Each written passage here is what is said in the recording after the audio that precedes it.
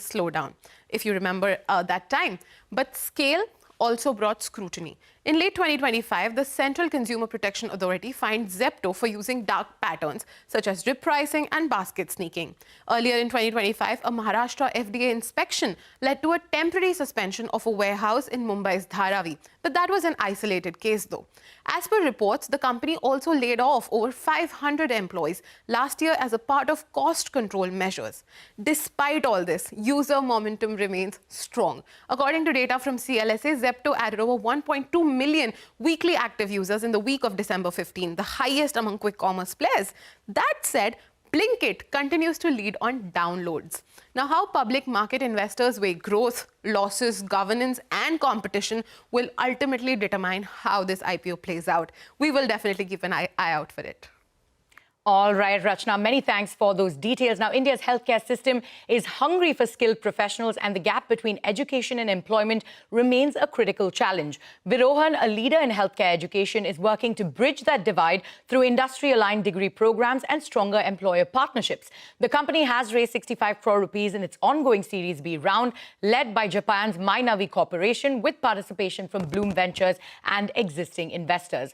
With over 13,000 learners trained, partnerships across universities and healthcare employers, and a clear path to profitability, we speak to Virohan's Kunal Dureja about its growth story, impact, and what lies ahead. Kunal, thank you so much for taking time out and being here with us on Startup Street. You know, as I pointed out, Virohan has raised the 65 crore rupees in its ongoing Series B round. How does this funding sort of strengthen your mission to make healthcare education more accessible and outcome-driven? Take us through your key offerings.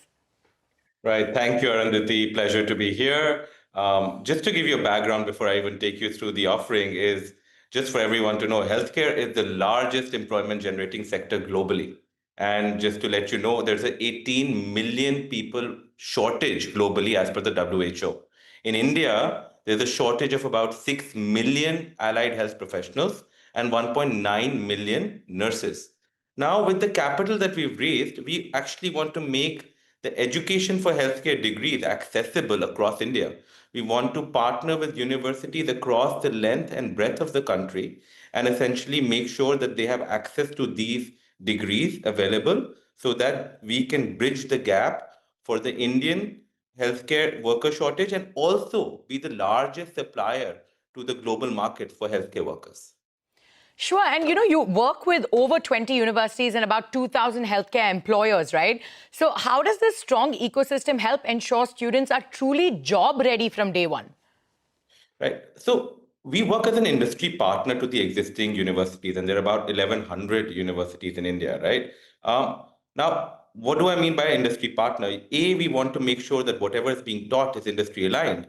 And what does that mean? A, job readiness, making sure that the students have soft skills, behavioral skills, have enough practical knowledge to be job ready on day one. B, deeper industry partnerships. For example, we have contracts with companies like Lenskart. It's called a Sure Start program, where we have companies like Lenskart, Orange Health, Redcliffe, etc., where on the day of enrollment, the student actually gets a conditional offer letter for an internship and a job, and essentially a guaranteed internship to work with these players. All of this essentially makes sure that the student is job ready and has access to the network that we work with the universities and the industry partners. All right. And you've got 13,000 healthcare professionals already trained. What's the impact that you're seeing on employability and workforce gaps across allied healthcare roles? The impact is massive. I mean, we're now working with over 2,000 employers. When we started, we were working with less than 100. In 7 years, we're working with over 2,000 employers. And employers are coming back to us with these sort of Sure Start programs where they're saying, we're only going to take interns from you. We're going to give them a conditional offer letter on day one. And we're going to, give them a job if they successfully complete the internship. And if you talk about impact, there's a huge international market where there's a massive shortage globally of these workers. We're looking to start sending people to Japan and even Europe, essentially, which will give India, dollar income back and also globally make us the market leader for filling the gap. Sure. So you're looking at this global expansion as well. Now, the fresh capital is going to help accelerate your path to profitability, right? So where will the focus lie? Technology, operational efficiencies, or expanding institutional partnerships? Can you tell us where your revenue is currently at and, by where you want to, by how much you want to grow it by next year? So we've been growing 2x year on year for the last 7 years. Every year, the company has doubled its revenue for the last 7 years. Over the next few years, we were looking at over a few thousand crores of revenues in the next few years. We're looking at being a profitable company in FY 27, 28. The proceeds from the funding is essentially going to be looked at for two things. One is, making healthcare education accessible to all the students across India. The second is opening the international pathway for these students to go to Europe, Japan, Australia, etc. Right? That's what we're going to be looking at. We're not going to use the funding for profitability primarily because we are unit economics profitable already, and with scale, essentially, we anyways are moving towards profitability. Sure. So you're looking to also place all of these healthcare workers in countries abroad. So what's the biggest challenge when it comes to that? Because every country has its own rules and regulations, right? And which are the countries you're targeting right now? And are you looking to expand beyond that as well? And what about, expansion within India itself? So internationally, we're running a pilot for two countries. We are working with sending some students to Japan and sending some students to Germany. Over the next few years, we're actually going to open this corridor for Europe and Australia and Japan, right? And within India, we actually are more North India dominated as of now. We're also going to look at expanding into South India, East India, and also cover those geographies. So big expansion plans across India as well as the world. But what are the key milestones we should watch out for from Virohan over the next 12 to 18 months as the new year starts? 12 to 18 months, I think 18 months, you're looking at a profitable company altogether. And hopefully, a public listing maybe in a few years. So yes, and international students leaving India, in the next 18 months for sure. All right. So profitability by FY27, you're looking at even building your IPO plans and students leaving India to work in markets abroad. All right, Kunal, thank you so much for joining us here on Startup Street, and we wish you all the best on this journey going forward. Thank you, Arundathi. Pleasure. And from healthcare to FMCG, India's convenience food market is heating up, driven by changing tastes, busier lifestyles, and a strong appetite for flavor-forward brands. Alimento Agro Foods, the company behind Mom Meal of the Moment and Gimme Gimme, has raised 52 crore rupees in a Series A round led by Ivy Cap Ventures. The fresh capital will be used to scale manufacturing, strengthen nationwide distribution, and accelerate product innovation across both brands. From flavor-rich instant meals to Korean-inspired noodles, Alimento looks to build a new generation of consumer-loved Indian food brands. Joining me now to discuss this further is Pratik Bhagchandak, the founder and CEO of Alimento Agro. Pratik, thank you so much for joining us here on Startup Street. Alimento Agro Foods has now raised 52 crore rupees in a Series A led by Ivy Cap Ventures. What does this funding milestone sort of mean for the company at this stage of growth? And can you take us through what's on offer in a very crowded FMCG market, right? Sure. First of all, thanks for having me, Arundathi. Pleasure to be here. Yes, we have recently raised 52 crores led by Ivy Cap Ventures. And so to give you a little bit of context, we've been around for about 8 years. We've been growing about at 60% CAGR while being fully bootstrapped. And we've been profitable for the last 3 or 4 years. So we've taken this funding primarily because we felt we were ready to really accelerate, our growth speed and the targets we were going after. Our distribution is very omni-channel. Many of our consumers have, first interacted with the brand on board a lot of the airlines in India, moving to 50,000 odd Kirana stores, as well as, quick com and modern trade now. So the raise was really a testament to the acceptability of the brand, of the flavors, and where we want to go from here. So yeah, that's what it's about.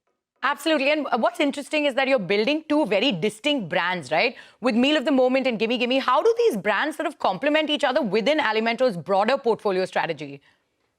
Yeah, that's a great question. So primarily the brands complement each other from a distribution point of view, as well as a sort of practical operational point of view, in the sense that they are both attuned to general trade.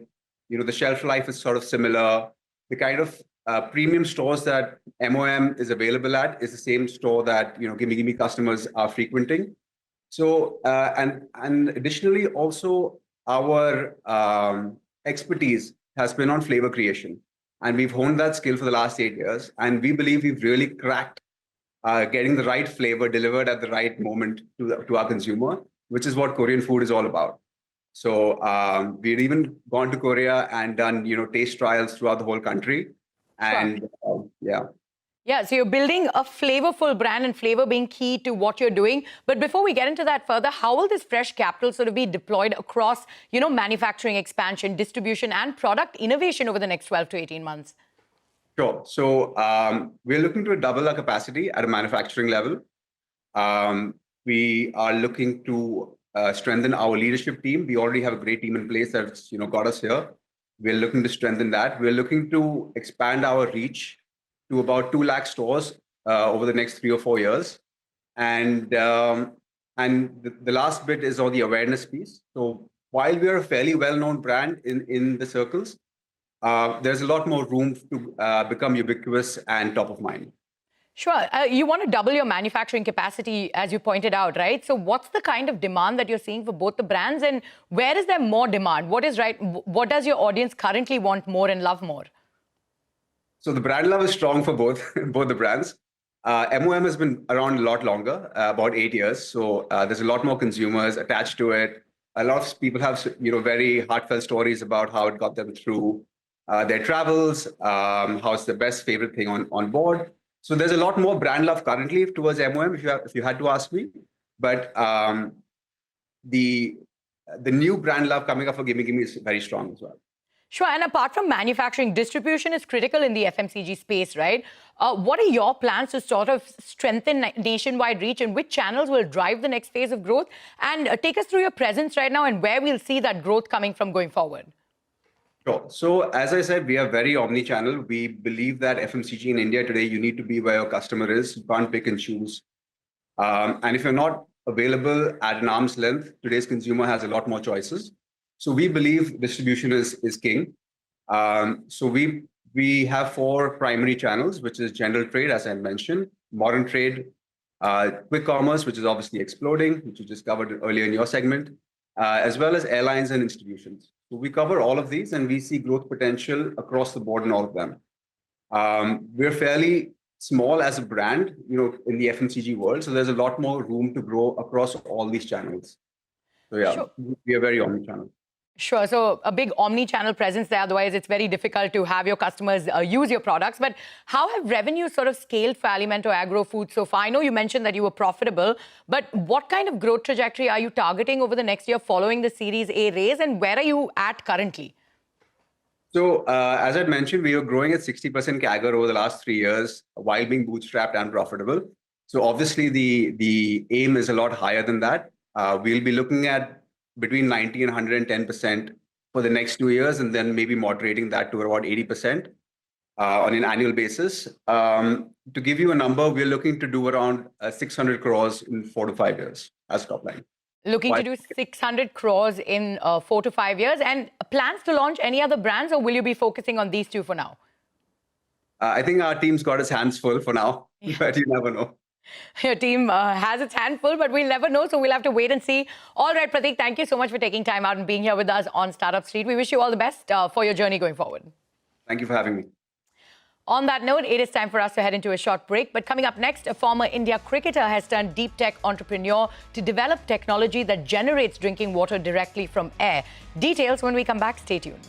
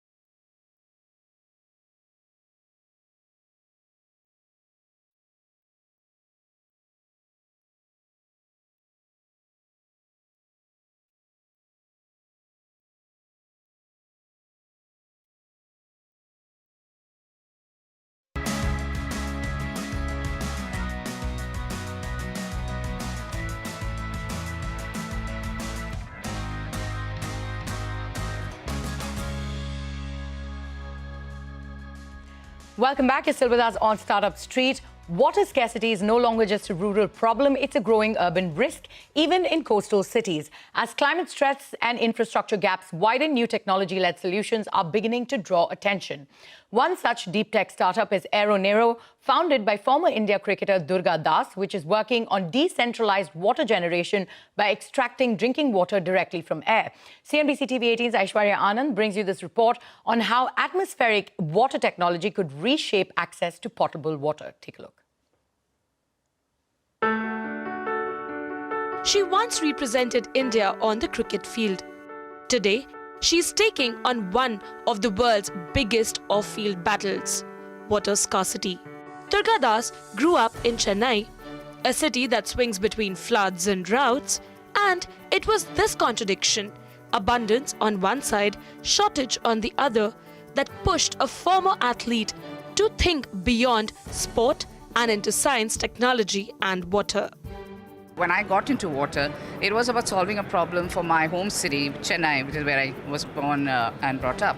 And though we have the second longest beach, we have a perennial problem with water, deluge and drought every year. It just stared me in the face with Cape Town running out of water when I was playing cricket there, and then Chennai, my own hometown, having a day zero. That's what I wanted to solve, and before I knew it, it became a global problem.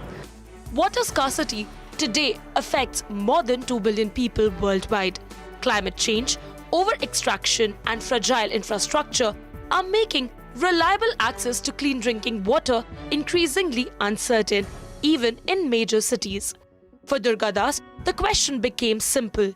What if water didn't have to come from the ground at all? That idea became Aeronero, a Chennai-based deep tech startup building atmospheric water generators, machines that extract potable water from humidity in the air.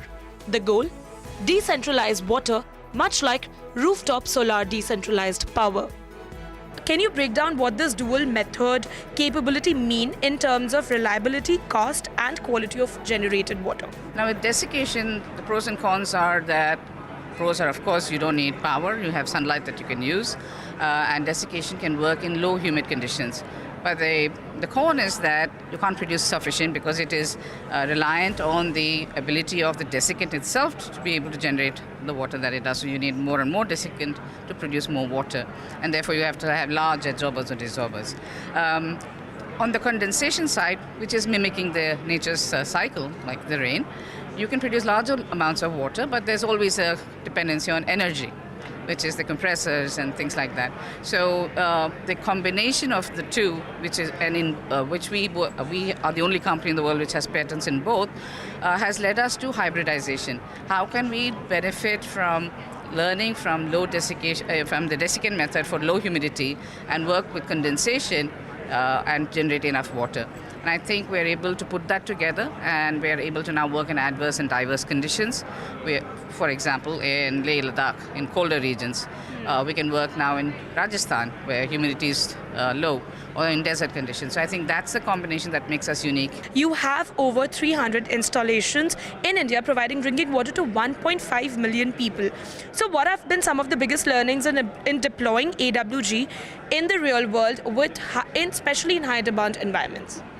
Yeah, so this 300 deployments that we have done were basically the early test beds, if you will, to understand what our customers need and how to plan for scale up and growth. We expect to do in 200,000 homes in the next 12 to 18 months. We're working on something very unique for the defense, which is a water on the go mobile pack for a soldier. Now, what began as a Chennai-focused solution is now drawing global validation, with the startup being selected into international innovation cohorts such as the Reckitt Catalyst program. Pleasing to be part of this year's Reckitt cohort because of Serena Williams supporting it. I think this will help us accelerate, internationally. We are going to Latin America, we're going to Singapore and Far East, we're looking in the Middle East and African region. You've also created WADO, which was your UK-based charity working in refugee camps and on water inequality. So how do your philanthropic efforts tie back to Aeronero's commercial vision of water for all, always? Working in this space means that we have to make sure we get solution to everyone.